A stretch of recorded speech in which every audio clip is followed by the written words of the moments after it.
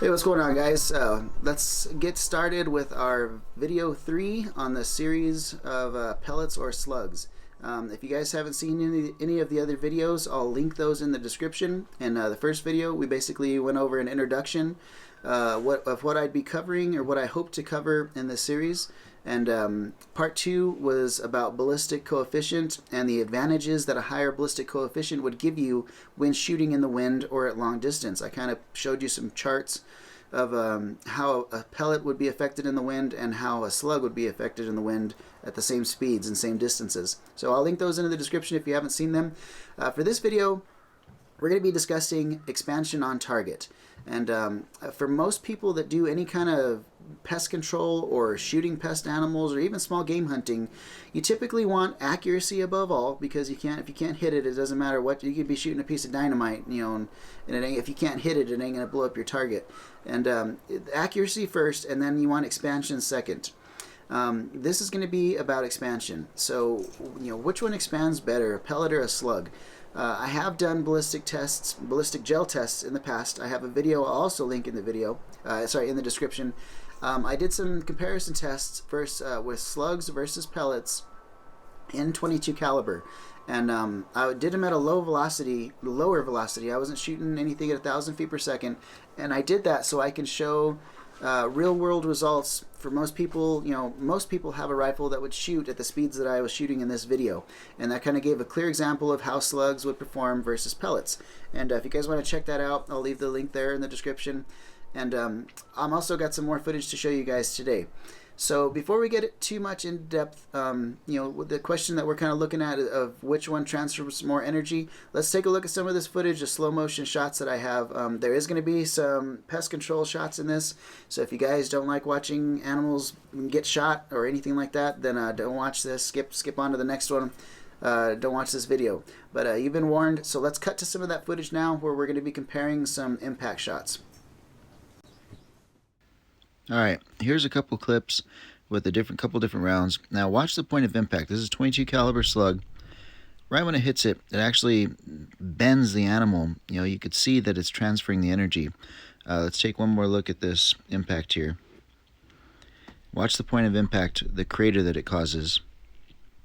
And you can see there, that's a telltale sign of the slug actually expanding and imparting the energy upon impact. Now, here's a 30 caliber slug, 50 grain, a lot heavier, close to 100 foot-pounds. Watch the point of impact. You see the rippling in the body that it causes, and this was an offhand shot, so that's why it kind of went out of focus. But you can still see the crater that it created upon impact. You can definitely tell that it's expanding. You can see that ripple and the shock wave kind of transfer through the body. Now, here's a 30 caliber pellet, the Hades, going very fast, over 1,000 feet per second. Watch the point of impact. It hits and it causes damage, but watch here again. It doesn't create that crater that a slug expanding does. It hits, definitely put the animal down, but doesn't quite cause the damage that the slugs do. Now here's an up-close shot of a slug moving very fast, a soft slug that expands, and watch the rippling effect. You can see it almost blow the neck sideways just due to the force, the expansion force there. It just blows the little wave through the animal or your target, whatever you're shooting. And here's another 22 caliber slug. This one's kind of close as well. And here's kind of an example. This was not a centered shot, and a slug is a little bit more forgiving. I was still able to get enough of it to cause enough damage to put it down on the spot humanely, even though it wasn't a centered shot. Here's another pellet, 25 caliber. This is another close-up shot, and if you watch closely, you just don't see the same ripple effect with this pellet that you do see with a slug. Still causes damage and puts it down, but not quite like a slug. And here's another example of what a slug will do at that similar range. You can just see it kind of causes more of a crater upon impact. Let's take a look at that one more time. You don't have very much target there. Shooting that in the neck is you only have about an inch of meat to go through to get that slug to expand. Here's a long range shot, 100 yards, and watch the rippling effect. You can see it just kind of caused damage right there. You can tell that the slug expanded and transferred its energy like it's supposed to, like you'd expect.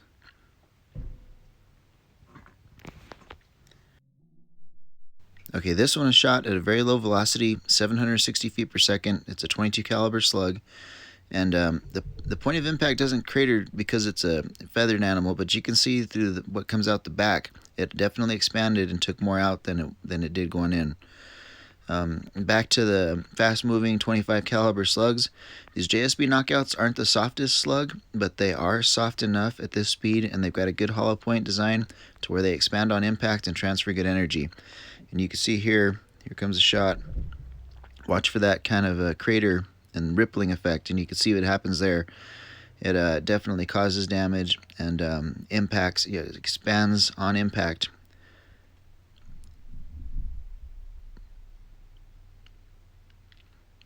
There you go. You can see it just kind of like a rock being thrown into water. It just creates that rippling effect. Now this one is a far shot. It's kind of hard to see, but here's another example of these slugs carrying energy downrange. And there's a little bit of a hang time on this just due to the distance that the slug's traveling. But it hits it there and actually moves the animal upon impact. And still at this distance, it still outperforms the energy transfer of a pellet up close. Now here's another example. These varmint knockers are very soft, probably one of the softest slugs on the market that you can get. And they definitely expand upon impact and transfer energy. And you can see there that is just devastating. There's a major energy transfer on that shot right there. Alright, so here's another example of slugs. These slugs are a little bit harder than the JSB knockouts and the varmint knockers. And you can see there the difference between the two. It hit him, but it didn't quite expand like you'd expect, like we saw on the others. Here's another. This is probably one of the closer shots I've had with 30 caliber pellet, going over 1,000 feet per second. You can't get much closer than this. My scope only dials down to 25 yards parallax, but here comes a well-placed headshot, and watch the point of impact. It punctures, but it doesn't create that rock hitting water effect that just causes rippling. Definitely dead. There's no chance of survival there, but just not the same. And here we can compare that to this. This is kind of opposite end of the spectrum. This is a lightweight 22 caliber slug, a lot farther than what that last shot was. And watch the effect. You can see that ripple, that shockwave just get transferred through the body. And that's how you can tell that the slugs will outperform pellets in most cases as far as energy transfer. Let's take a look at that one more time and watch the ripple effect that gets sent through the body. You can see the fur fluff up and everything. Now here's another good example of the pellet. This is kind of ideal condition, very nice and clear, close shot, and it does smack him, but it doesn't create that kind of blown up effect from the inside of it. It kind of just causes some rippling on the outside where it actually hits, because that is a 44 grain slug hitting him. So here's a 30 caliber slug. Compare the difference between the last pellet impact and just watch how much energy gets transferred right into the gut, and it still has enough power to knock him down and put him out on the spot. Knocked his air out. The shock from the impact just put him down. So it really is hard to compete when you're shooting pellets and slugs. Alright, here's another long range shot, 190 yards. It's pretty far. We've got a significant hang time again here, but this slug curls right in there, and watch the energy transfer on target. You can see the little rippling effect that happens whenever it hits, and even at these long distances, they still expand. Now here's another close one with the 22 caliber varmint knocker. These slugs expand really good. It's one of the main reasons I use them. And you can see right there that rippling effect that it gets. It transfers the shock throughout the whole body, not just the point of impact. It actually ripples through.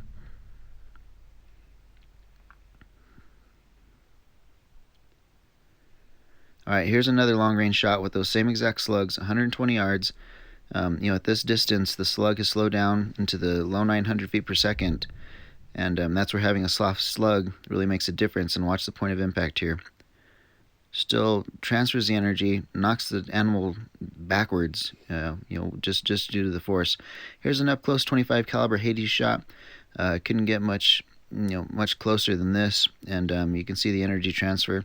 It's there. It's just not as devastating as what a slug can do. It kind of caused a little bit of a crater on the impact site, but didn't cause the fur to majorly ripple or wrinkle like we've seen in some of these slug shots.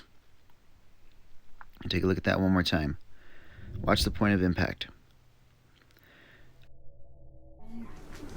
All right, so there's pretty good footage, solid evidence that I've gathered from the field, and you guys can see from the way an animal gets rippled, that the impact that the projectile imparts on them, and you can tell that the slug is expanding and dumping all that energy into that animal. It's not just passing through. If you make accurate shots, the energy transfer is not necessarily important, but if you're doing pest control on an animal that's pretty tough, sometimes even a well-placed shot, the animal will run back into the hole, and it may not look as humane on camera as something that drops on the spot from the shock. So having a slug that's well placed, as far as accuracy, is just the best of both worlds, and it definitely transfers more energy than even a 30 caliber, Hades shooting, as some of those clips that you saw there. Shooting something with the 30 caliber Hades, going over 1,000 feet per second, still doesn't look the same as when you hit an animal or a small game target with the slug that expands. It's just there's no comparison to the impact on target. Both of them do the trick, but you can see that there is a difference between the two. So here, next up, I've got some more clips to show you guys. We're gonna be looking at some ballistics gel, and I'm gonna show you some of the impact differences between pellets and slugs. And if you're shooting them at your normal velocities, we'll call normal anywhere between 800 and 950 feet per second. If you're within that range and you're only shooting out to 100 yards, a pellet is a very viable option. A hunting pellet is a very viable option for pest control, and it is going to transfer good energy. And I'll be the first one to admit that it's much easier to tune a rifle for slugs than it is, tune it for pellets than it is for slugs. Slugs is a little bit more finicky and a little bit more difficult, and it's going to require a little bit more time than if you were shooting with a pellet. So that would be one determining factor to you choosing pellets over slugs if you're only shooting at these short distances. So let's take a look at some of the slow motion footage into the gel, and we'll discuss that a bit. Alright, so what we're looking at here is some ballistics gel I shot, and I snapshot a camera snippet of the largest point of impact. And here you can see we got just about 2 inches, 1.75 inches of the size of the cavity. Now let's compare that to a slug that doesn't expand, something that's a little bit harder that doesn't expand at these low speeds, and it's almost half the amount of the performance. You got half the energy transfer with a slug that doesn't quite expand as well. Now let's compare that to the varmint knockers that you've been seeing, and you can see here, twice the size of what that slug was. Both of them slugs, both of them shot at similar speeds, but this one has twice the expansion of what that NSA slug has. And the mixture of the lead for the slug makes a huge difference. Now here we can compare it to a pellet, and this is probably the lower end of the pellet spectrum. They shoot great, but they just don't expand like any other hunting pellet. It is a hollow point, but you can see here the maximum cavity size is only 1/2 inch. Now let's compare that to a pellet that does expand, and you can see the difference in the shape of the shape of the head, how much of an impact it makes. And that's about the same size as some of the slugs. So that goes to show that the pellets can keep up with slugs. Now here's a whole lot of different slugs that I shot and pellets that I've shot. On the right are the slugs, on the left are the pellets, and you can just see the difference on how some of them expand compared to others. And here's another picture of a well-performing pellet versus a well-performing slug, and the maximum expansion on a slug is just a lot bigger than what a pellet does, and that's why you see these rippling effects when you shoot when we were watching the clips with the pellets or the slugs. Now here on the bottom is the 30 cal hybrids. They don't expand too well, and that's one of the reasons I don't shoot them at small game. Compared to one of the varmint knockers up top, that thing fragments whenever you hit the gel at those speeds, and just a big difference in energy transfer. Here's 2 slugs that are the same weight, shot at the same speed, And the difference of the hollow point is what makes the difference. The NSA on the right has a deeper hollow point and offered more expansion compared to the H&N slug, but both still great slugs. Here's the 30 caliber Hades. This was in some of the shots that we watched back in the animal shots. You can see that this pellet definitely expands, and I pulled this one out of the gel block, and this is what the gel block looked like. And you can see one of the major advantages of the pellets is how long it takes it to expand. You can see on the left there, it barely entered the gel and already started causing a big cavity and kind of tore its way through and caused a spiral, sort of spiraling damage. Now here's the varmint knockers, the 22 grains. These are one of the best slugs, in my opinion, for varmints and pests. And it doesn't take long for them to expand, and just look at the maximum expansion. By the time they leave the prairie dog, they're already expanded. Here's some more pictures of the Patriot Javelin. Kind of similar results to the varmint knockers. They don't have to penetrate very far. You can see there on the bottom of the screen. And they kind of just blow up and fragment and tear through the rest of the channel there. Here's another good example of what the Hades will do. This is in 25 caliber, shooting a little bit slower than what the 30 cals were, and you could see there that, you know, right upon impact they start opening up, they start causing damage, and a great viable pest control slug. This is a new slug that I tested. It's from Zan over in Europe, and this has been a great slug. I'm really excited to start shooting these, and I'll have some tests in the future and some pest control. But look at the size of that cavity. Just a lot of energy transfer, and this is that same slug recovered from the gel. On the one next to the penny there, I flattened out just to show what the maximum expansion was, so you can kind of see why it caused such a huge crater. So a lot of potential from those slugs. All right, so those were that was a pretty good example of, you know, how well pellets can do when compared to slugs, and especially if we really compare the pellets that expanded to the slugs that didn't expand, in some cases you're better off shooting a pellet because a pellet doesn't necessarily need a high speed if it has a hunting head. You know, the shape of the head is designed to transfer energy. It may not match what a slug will do when it's performing at its best, but it is definitely better than, say, your standard dome pellet that just creates a clear channel all the way through.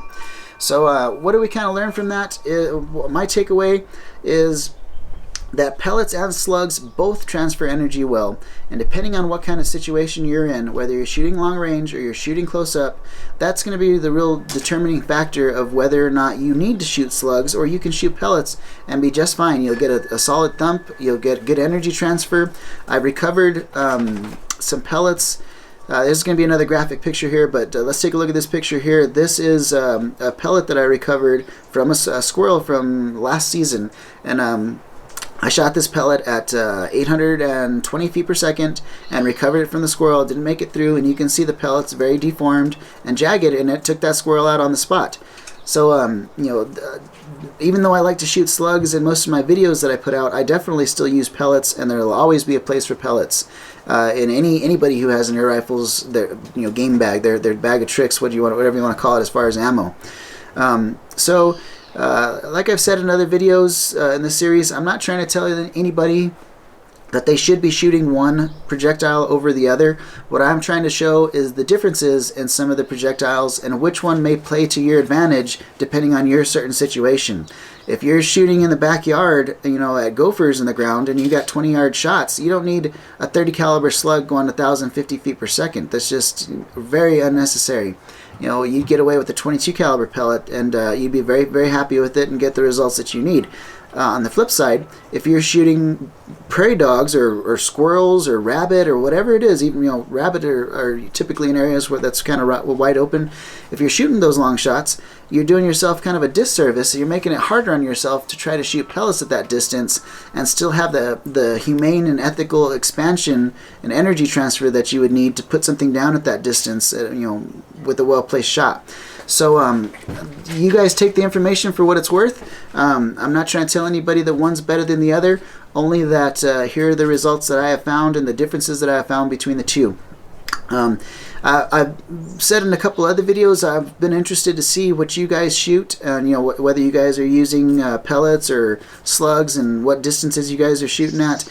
And it's been very interesting to hear. You know, it seems like there's been a mixture of both. You know, so those who have been able to tune for slugs are shooting slugs, and Those who really don't see, those who have had good success with pellets don't see the need to start buying expensive slugs and going through all the wasted slugs to get your setup tuned. They've been happy with pellets. So you can definitely achieve the results you're looking for with either projectile. It just depends on what you're looking for and what you want to do. But there's the results. In the next video, I'm going to be wrapping things up. We'll show a couple more shots, and we'll kind of have some conclusions as far as and some questions. If there's anything that I haven't covered that you guys are interested in knowing, leave me a question down in the comment section, and I'll get to that in this last episode. But we're going to kind of wrap things up, discuss everything that we went over, talk about some tuning and the trials and errors of getting things tuned, and the trials and errors of finding solid and reliable ammunition. That's another thing with slugs. Anybody who's bought slugs knows that they get dented sometimes, and more so than pellets. And we'll discuss all that in the next episode. So like I said, leave me some questions if you guys have any. I'd be more than happy to include them in the conclusion of this series. This will be a 4-part series, and we'll wrap it up with the next one. So thank you guys for watching, and I'll see you on the next episode.